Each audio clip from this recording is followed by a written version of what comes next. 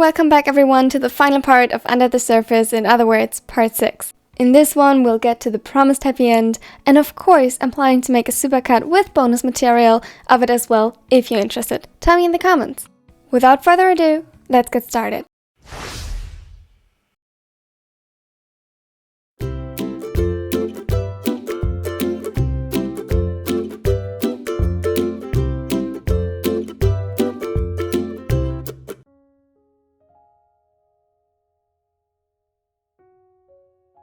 Kenma had his hands buried tightly in the fabric of Akashi's shirt.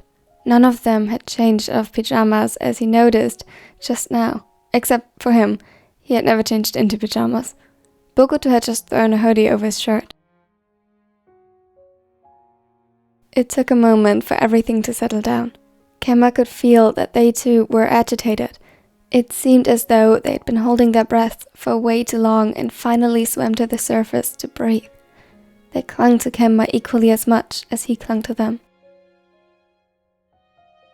Bokuto, always the restless one, was the first to stir and break from the embrace. He gently gathered Kenma's hair back and with great care wiped his tears away as the smaller turned around to face him. "How are you feeling, love?" Kenma drew in a shaky breath. He wasn't sure he could answer, but when his eyes automatically glanced away from Bokuto in nervousness, and he found himself confronted with the room around him that still felt ever so slightly displaced, he felt his chest constrict once more. His grip on Akashi's shirt tightened, and he forced his eyes to shut once more. Muffled and rough, his voice echoed from where he buried his face once again against the raven's neck. "Please, get me out of here." He couldn't process this while still in the middle of it. The walls seemed to scream at him, "Wrong! Something is wrong!" If he could, he would have hidden away from it in his boyfriend's arms forever. "Okay, don't worry. We're here."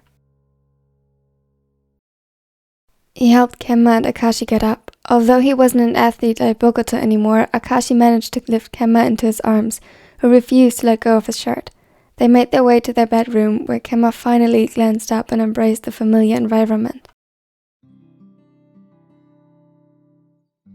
It hadn't changed. He could relax here. After crawling to the middle of the bed and breathing in the scent of laundry detergent and his boyfriend's, the tension slowly seeped from his body. The mattress shifted as first Bokuto, then Kuro climbed onto the bed as well.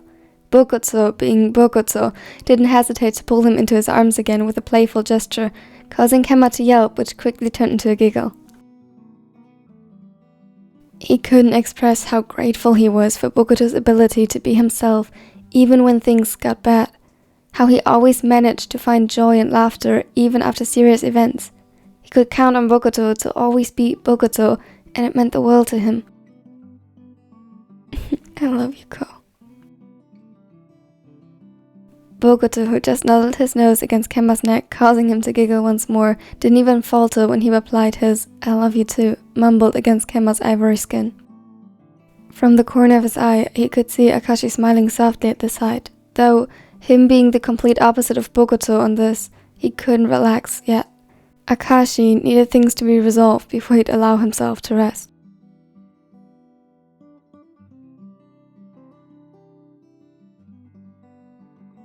Kenma sighed and gathered his courage. He sat up slowly, unsure where to start, when from the side Kuro wordlessly offered him the cat plushie Bokuto had gifted him a while back.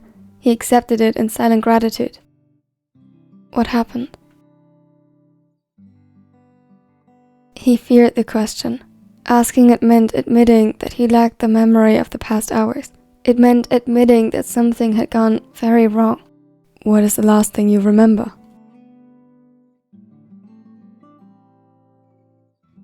Another deep breath. He thought back, hugging the plushie tightly and feeling Bokuto snug an arm around him once more and resting his chin on his head while rubbing soothing circles into his skin. I went to bed in the gaming room. Do you know why? Akashi's vigilant eyes watched him in caring worry. He leaned against the wall opposite the bed. Whether it was in order not to overwhelm Kenma or because he himself needed the space right now, the gamer didn't know. He shook his head slightly.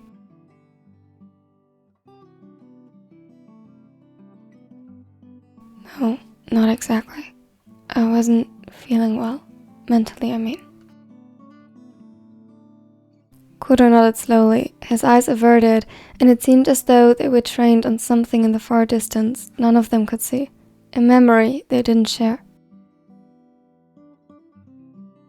You remember that sometimes when you were younger, similar things would happen? You'd forget things or behave in a way you couldn't relate to afterward. Kenma gulped. Did I do something bad? No, Ken, not at all. Don't worry, that's not it. Do you remember that time? Kenma nodded. It was vague. This hadn't happened in a very long time, and his memories of early childhood were a mess. Even if he tried, there was nothing concrete until he turned 8. Everything before was a blended mix of emotions and colors, with singular events sticking out to him in sharp detail. For the longest time, he'd assumed that was normal. Did that happen again? I wasn't conscious or asleep.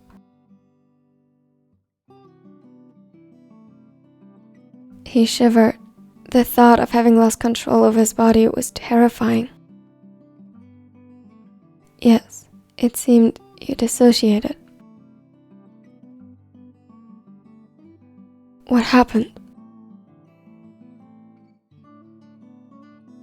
Are you sure you're ready to talk about it now? He noticed the way his hands dug into the soft belly of the cat plushie and the tremors hunting down his spine. Kenma took a deep breath and braced himself before he nodded. You regressed. You told us you were 7 and you didn't recognize us. For the most part, you just seemed really scared. Kenma gulped. That was a lot to process. He pressed himself closer to Bokuto's chest in search of comfort when he realized what this must have meant for them. I'm so sorry. I didn't mean to worry you. I swear I wouldn't just forget you. Bokuto tightened the embrace and wrapped over his sides more prominently to soothe his upcoming panic.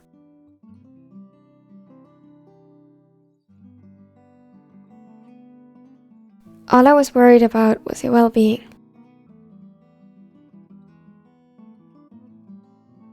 Ko was right. We didn't even think about taking it personally. Kenma, you had no control over this, and we are just glad that it wasn't caused by a brain injury or something alike. He could feel Bokuto nodding behind him, and Akashi too agreed. However, I would feel better if a professional would take a look at this, if that's alright with you. What kind of professional? Typically, we'd first make sure it's nothing physical, and then a therapist specialized in dissociation. Kenma stiffened. He preferred dealing with these things himself, although he knew that wasn't always the best plan. I know this is a lot, and can be scary, but Kenma, that was really scary too. I didn't know what to do, and seeing you scared of me, it hurt. I don't want you to hurt like that ever again. When their eyes met, Akashi's were filled with so much honest pain, raw with emotion, that it broke Kenma's heart. The protest died on his tongue, and he nodded slowly. I'll try it. Kenma wasn't stupid. Despite his muddled memory, he knew that something bad had happened to him. He had forgotten why he had to change families, and he was so incredibly grateful to have been raised by his mom. He loved her beyond words. He had just hoped that after being treated so kindly for so long, he wouldn't have to face this again. That he could just close that unpleasant chapter of his life and be grateful that someone had ripped out the pages so that he didn't have to deal with the memory of it. But here he was, and it was clearly still affecting him and by extension his beloveds.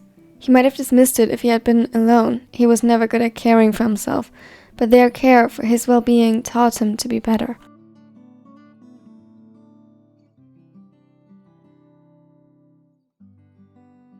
Thank you, Kenma, for trying. We'll be with you every step of the way. Always. Boku snuggled closer again and Kenma giggled softly, wetly, as new tears assembled. Okay, but for that I want cuddles. Kuro chuckled as well at that and gladly gave in to his demand. Akashi too finally joined them on the bed, and finally he was back where he belonged, in the arms of his beloved.